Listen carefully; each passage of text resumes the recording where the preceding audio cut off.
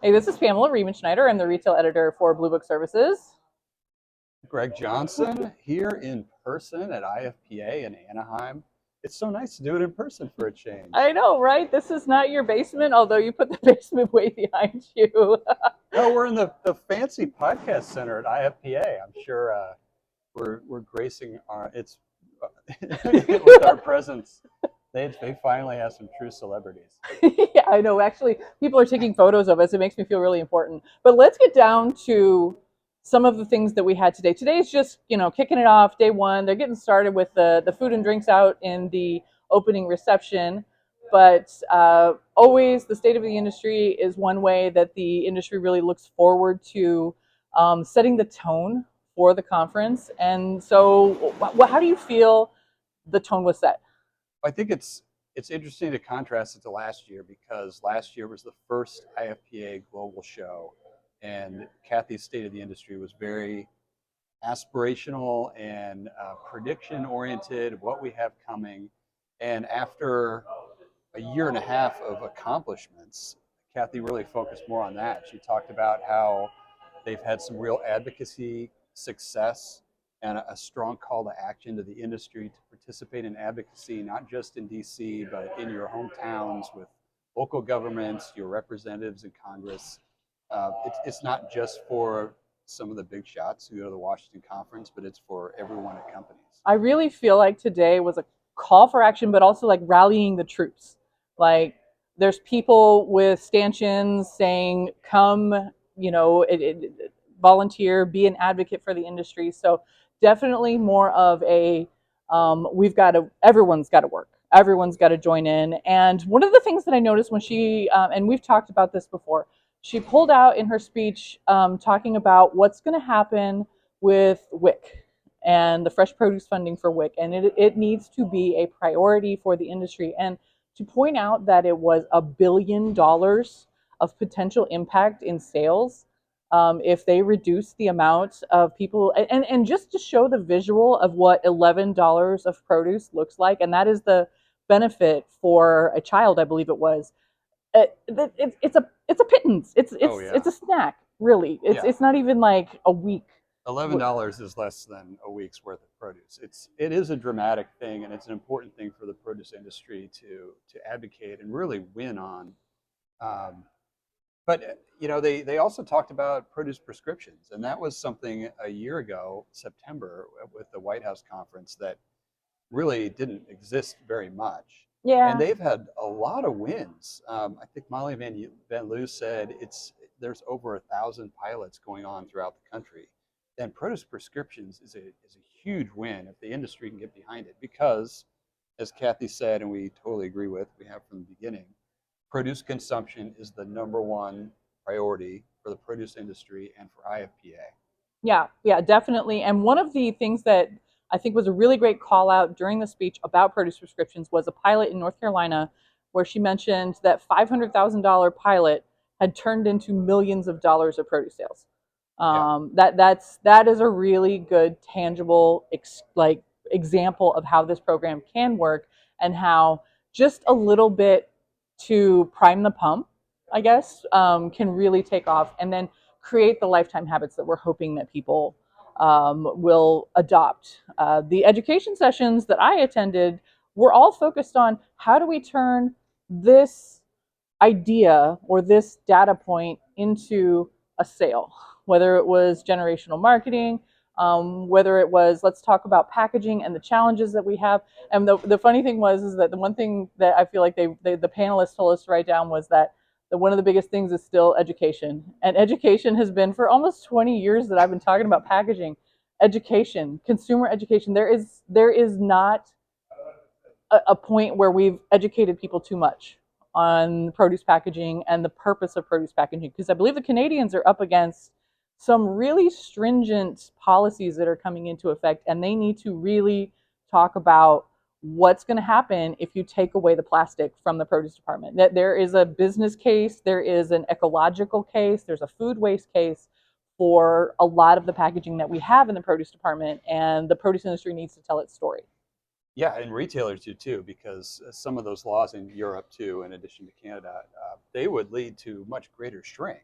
Yeah. And it's just it's an example of a government program that intends to do something, but the unintended consequences are going to be worse than the problem is now.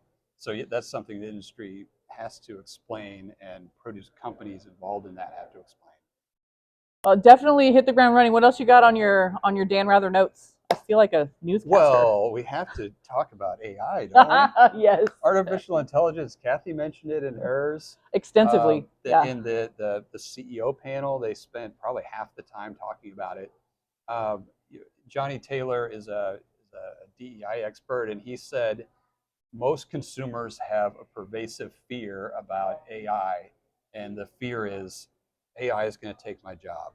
And Elliot Grant, who's a tech pioneer, he put it more in terms for all the Marvel fans out there.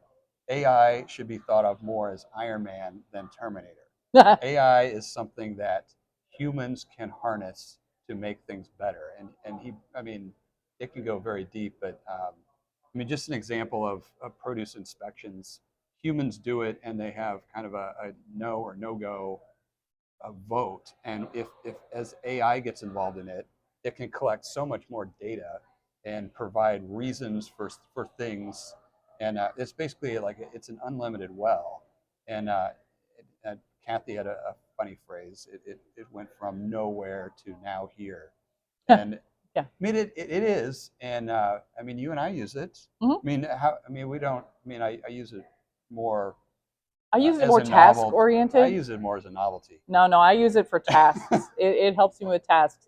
But we've also found that the journalists who dabble in something like ChatGPT to write their press releases or to write their stories, even, you get burned. Everyone needs an editor, and that's not going to work out, even in our industry.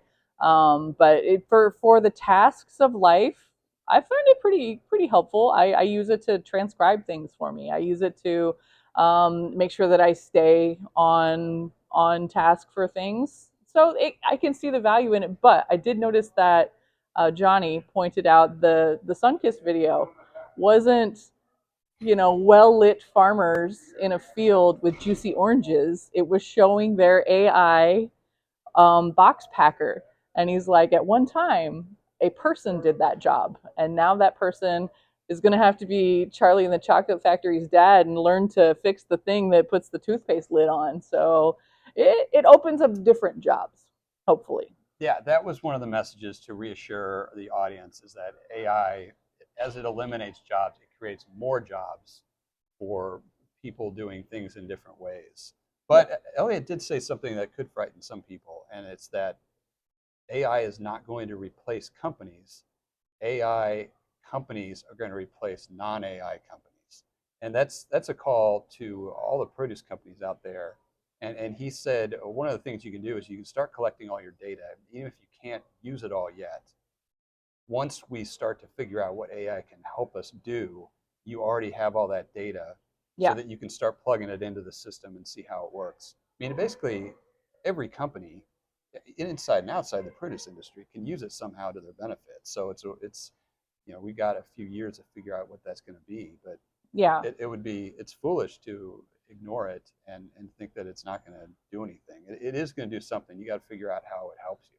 And that was really good advice to go ahead and start collecting your data now and saving it now, because when you implement a new system and you have to wait however long to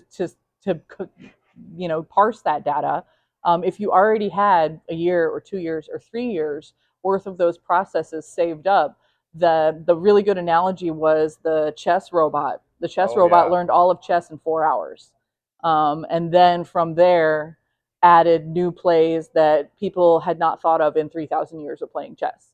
So even though you've got this huge backlog and are storing it wherever you want to store it, you're a leg up if you've already got it saved. Yeah, I think that's the main message is you have to start dabbling, and it's almost like Zoom. The people like us, Right? Yeah, who Zoom's were old. doing these videos before the pandemic. Like we already knew what was going on, and then it forced everyone to do it.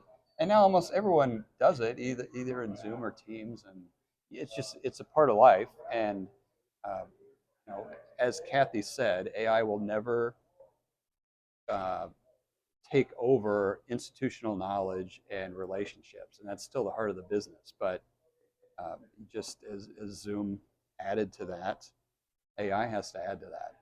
All right, we better knock this off because everyone keeps walking by, and I think they're going to take all the good snacks. So, Well, we will come to our audience from the show floor before this is over, after we've seen what's all out there. So stay tuned for that one. all right, that's it for the Produce Reporter Weekend Review. If you are not getting the Produce Reporter, where are you? Where are you? I don't even know what you're doing. You need to go to producebluebook.com and sign up.